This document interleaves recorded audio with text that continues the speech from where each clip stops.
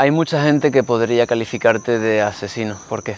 Me podrían calificar de asesino porque participé en las ejecuciones extrajudiciales de mi país. Participé en los llamados falsos positivos. Fui oficial del ejército. Entre noviembre del 2005 y mayo del 2006 participé en ejecuciones extrajudiciales, porque hacía parte de mi trabajo cuando era oficial. Porque durante mucho tiempo en nuestra formación, en la escuela militar, se nos fue inyectando en el cerebro esa idea de hay que acabar con el enemigo y hay que acabar como sea con el enemigo. Sabíamos que eran ilegales, pero los creíamos necesarios. A las 4 de la mañana, a los 14 años, levantarte todos los días a trotar, sube, sube, guerrillero, tu cabeza arrancaremos, de tu sangre beberemos, tus mujeres violaremos. Y eso al principio es un cántico mañanero para trotar, pero te va calando, te va calando, te va calando. Los saludos a los comandantes, no sé, buenos días mi general, el único guerrillero bueno es el guerrillero muerto. Buenos días mi general, las bajas en combate no son lo más importante, son lo único importante. Entonces todo este tipo de supura de veneno te va calando, y eso lo juntas con juventud, con que tienes poder, tienes el poder de ser oficial, lo mezclas con un poquito de inmadurez. En ese entonces nosotros consideramos que había unas vidas que valían más que otras, y no sé en qué momento uno toma tan malas decisiones, pero se ve envuelto en todo esto y llega el momento en que te lo proponen tus comandantes y dices sí, eso es lo correcto y es lo que necesita el país y es lo que tenemos que hacer y tenemos que dar resultados como sea y tenemos que acabar la guerrilla como sea, y termina realizando ejecuciones extrajudiciales. ¿Puedes detallarlo, por favor? Mira, mi caso particular, a los 19 años era subteniente en el Urabá, y empezaron a sacarme unas operaciones un poco más delicadas donde iba a haber más encuentros con guerrilleros, y hago amistad con un sargento de apellido Moncada,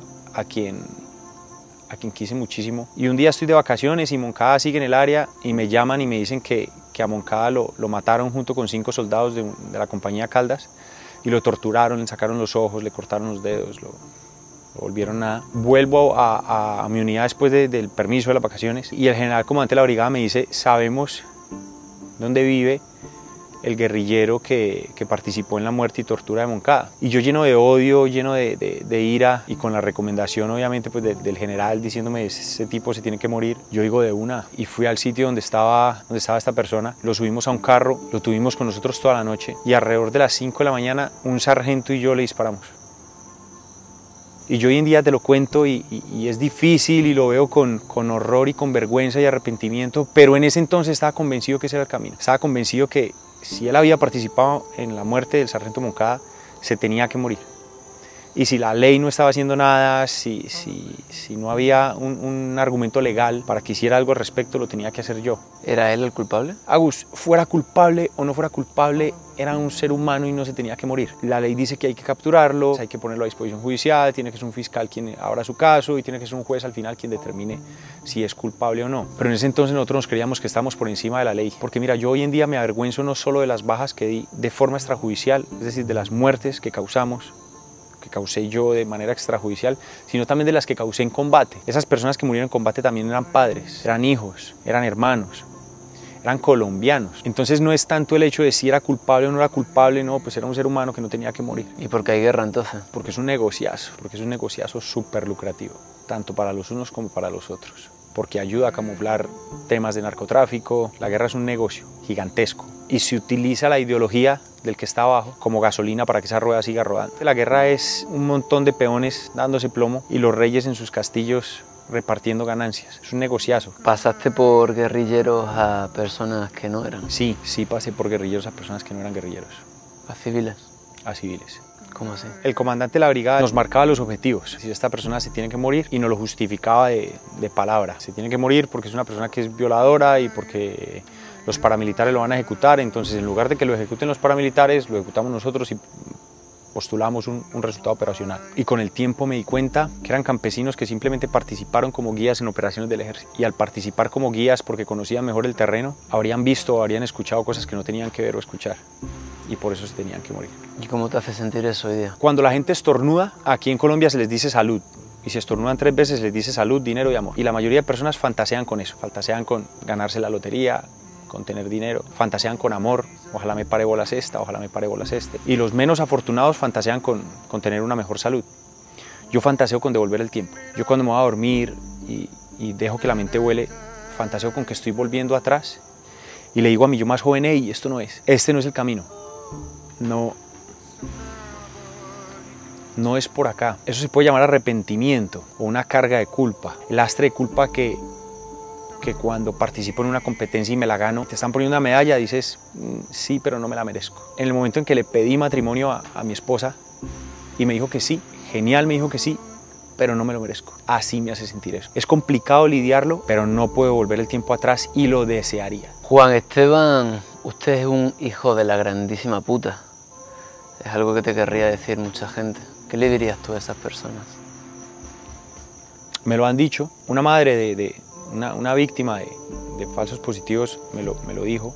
Pues, hay algo en lo que estamos de acuerdo, pero ¿qué opción tengo? Es decir, ya estoy acá. Se firmó un acuerdo de paz que me otorgó unos beneficios. Y yo tengo dos opciones: esconderme, meter la cabeza entre la tierra, quedarme en casa y disfrutar de la libertad que me dieron por acogerme a la Jurisdicción Especial para la Paz, o dar la cara y reparar y tener todos estos problemas y aceptar que hay un montón de gente que me diga que soy un grandísimo hijo de puta.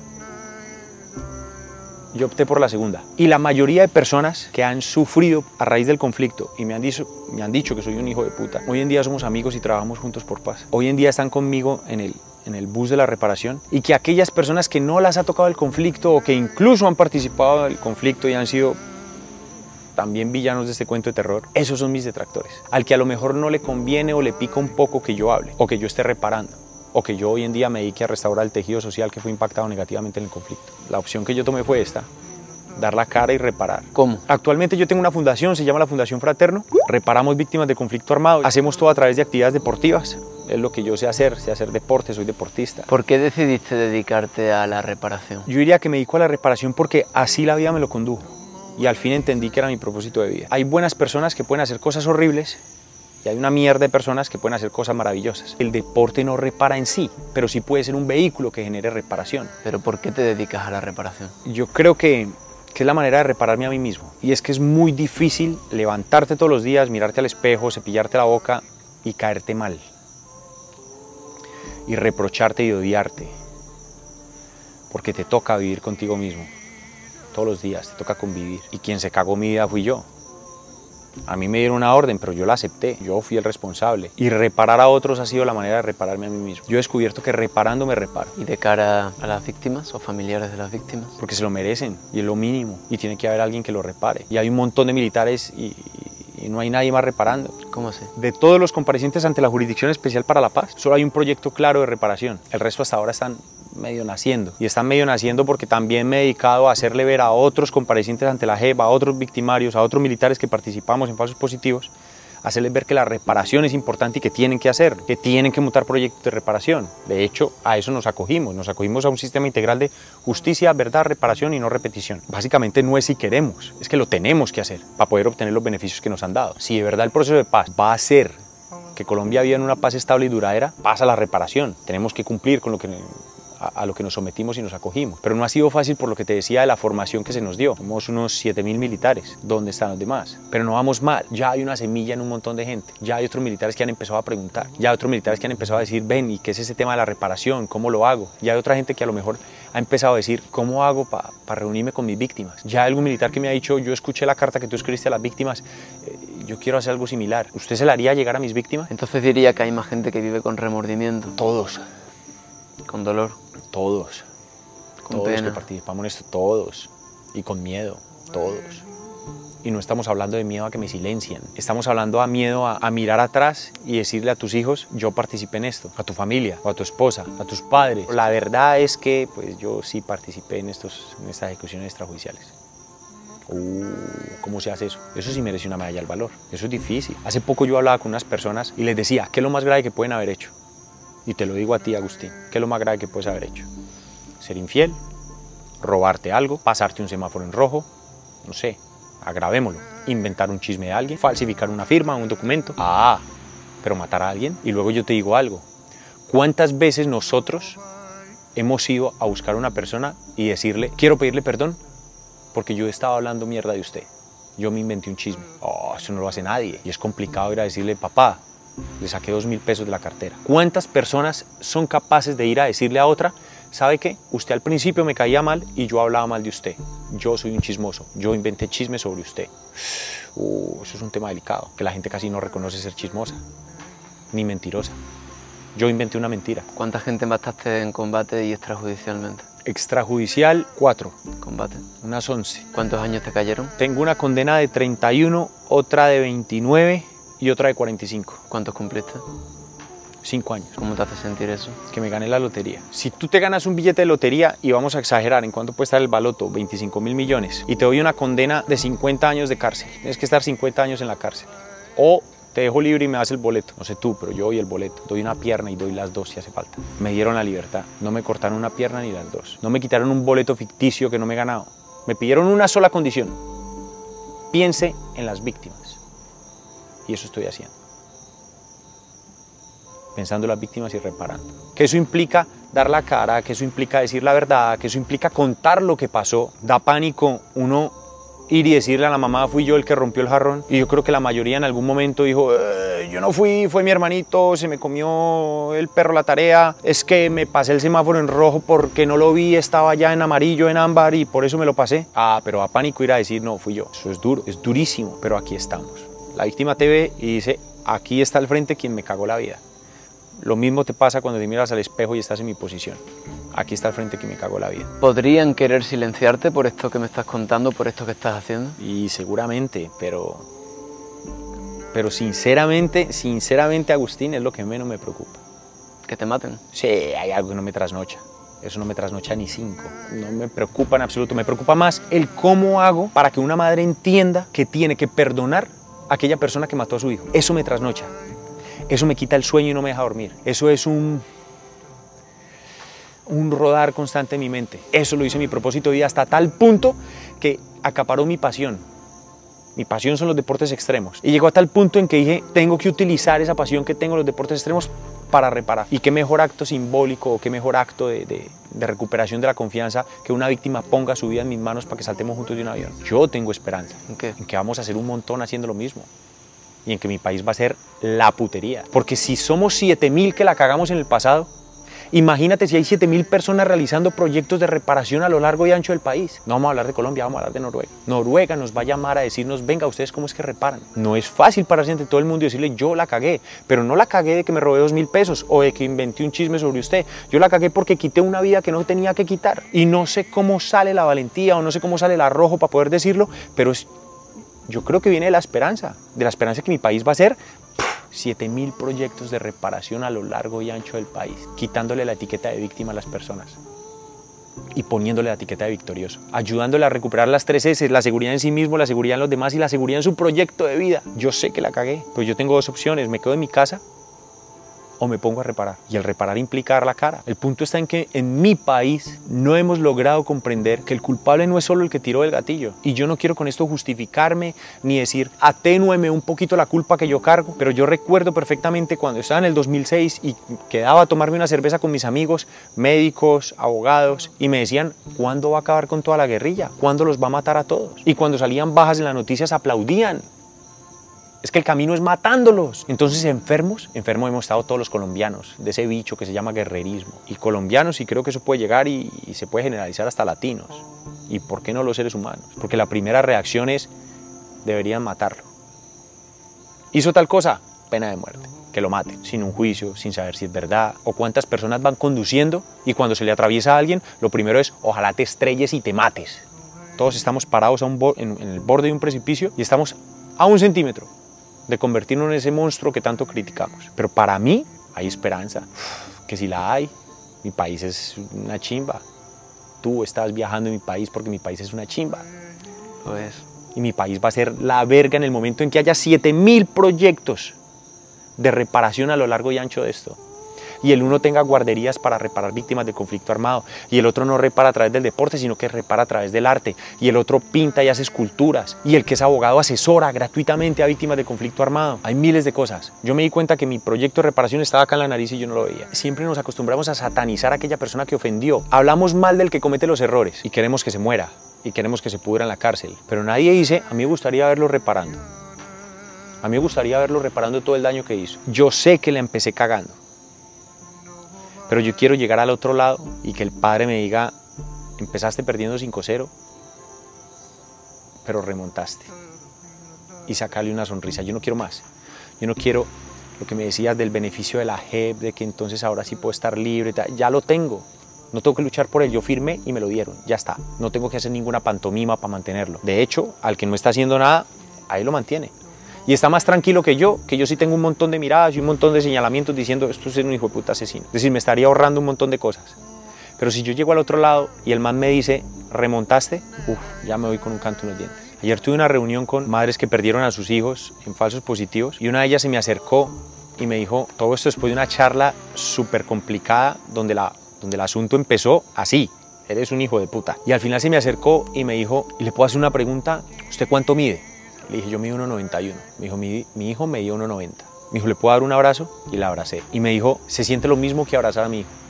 Él era así de grande. Parce, si eso no es restablecer el conflicto, si eso no es restablecer el daño que hicimos, ¿qué es? Explíquenme qué es reparación y yo me subo a ese bus y aprendo. Parce, si eso no es reparación, enséñenme qué es reparación, que yo lo hago. A lo mejor paren un poco la crítica, paren de señalarme y díganme, camine por acá y yo camino por ahí. Porque la verdad estoy solo en este tema. Pero la gente está más interesada en el charco de sangre, en el morbo, en el chisme, en el, uy, estoy conociendo a alguien que quitó una vida, que en el qué podemos hacer para restablecer mi sociedad. Díganmelo. Y mira, se me pasó esa respuesta, pero cuando me dijiste, hay mucha gente que le gustaría decirte, usted es un hijo de la gran puta. Genial. ¿Qué les diría? Enséñeme cómo no serlo. Que yo me subo a ese bus de una. Dígame cómo reparo. Yo lo estoy haciendo como puedo, como me nace, como me dice el corazón. En el primer conversatorio que yo tuve con víctimas, no había terapeutas ocupacionales. Estaban las víctimas, 6 de ellas y yo. Y aprendí que para reparar lo que uno tiene que hacer es sacarse el corazón, ponerlo encima de la mesa y quitarse las estrellas. Complicadísimo es eso, complicadísimo. Porque implica quitarse tus orgullos. Implica decirse a sí mismo, este es mi lugar. Y te iba a contar que cuando yo estaba detenido, yo dormía 40 minutos, 30 minutos, hasta que por fin comprendí que ese era mi sitio. Y empecé a agradecer por estar en la cárcel. El médico debe estar en el hospital, el abogado en los juzgados. Mi sitio es la cárcel y aquí debo estar y debería estar peor. Cuando comprendí que ese era mi sitio, empecé a dormir. Empecé a aceptar que puedes hacer 1000 cagadas en tu pasado, pero el presente no está escrito. El presente está para uno asumir lo que está viviendo y le puedes dar la vuelta para tener un mejor futuro, por más cagadas que tú hayas hecho en el pasado. Yo sé y soy muy consciente que lo que estamos aquí hablando son temas muy pesados, fuertes, serios, dolorosos, pero también soy consciente que cada persona que escuche esto en algún momento lo puede trasladar a sí mismo. A lo mejor no quitaste una vida, pero no has sido capaz de pedir perdón, no has sido capaz de restablecer ese vínculo con tus padres y hace rato no le hablas. Y estás esperando que sea él el que dé el primer paso. Y lo de quitarse las estrellas y dejar el orgullo atrás, uy, complicado, asusta, da miedo, tiemblo. Yo he temblado más cuando estoy a punto de hablar con una víctima, pedirle perdón o explicarle quién soy, que parado al borde de un precipicio o al borde de un edificio para hacer un salto base. Me da más miedo lo otro. Me da más miedo decir la verdad, pedir perdón. ¿Qué hace falta para que haya verdadera paz en Colombia? Que se diga la verdad de lo que pasó y el porqué, y que haya una voluntad de reparación. Ninguna de las dos necesita dinero. Es por eso que casi no se implementa y no se hace. A mí no me cuesta nada decirle a una víctima, lo hice por A, B y C, aunque te suene mal, pero fue por eso. Aquí se les ha dicho a madres que perdieron sus hijos, es que sus hijos no estaban recogiendo café, es que sus hijos eran malandros, es que sus hijos robaban y los pelados eran simplemente gente humilde. Se les ha negado partecitas de la verdad. Decir la verdad no requiere dinero.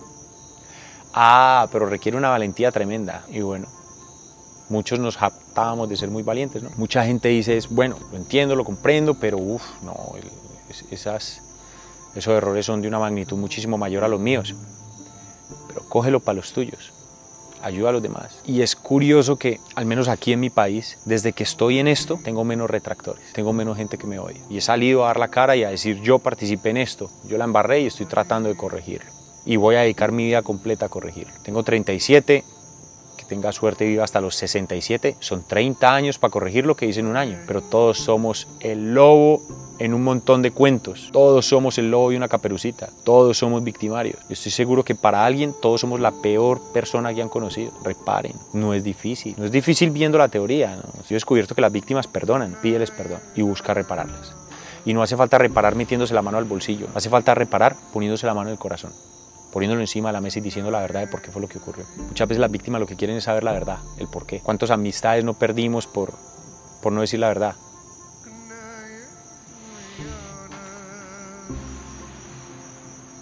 A reparar porque el mundo está muy dañado. Que así sea, Juan.